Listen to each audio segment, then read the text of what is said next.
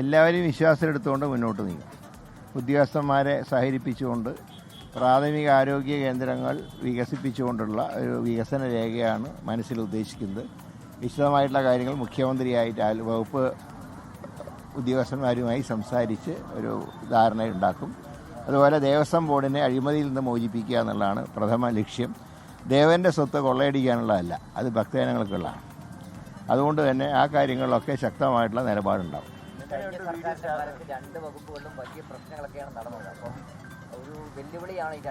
തീർച്ചയായും നന്നായി കൊണ്ട് ഏൽപ്പിച്ച കാര്യങ്ങൾ ഭംഗിയായി നിർവഹിക്കുക എന്നുള്ളതാണ് എൻ്റെ ദൗത്യം. അതനുസരിച്ച് മുന്നോട്ടും.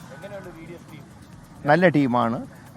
ചെറുപ്പക്കാരും അതുപോലെ തന്നെ എക്സ്പീരിയൻസ് ഉള്ളവരും ഉണ്ട്. രണ്ടും ചേർന്നൊരു മന്ത്രിസഭയാണ്. പഴയ തലമുറയും പുതിയ തലമുറയുടെ ഒരു സംഗമമാണ് ഈ മന്ത്രിസഭ. ഏതായാലും ഇത് കഴിയട്ടെ. തിരുവനന്തപുരം പഴവങ്ങാടി ക്ഷേത്രത്തിലെത്തിയ ശേഷം മാധ്യമങ്ങളോട് സംസാരിക്കുകയായിരുന്നു കെ മുരളീധരൻ.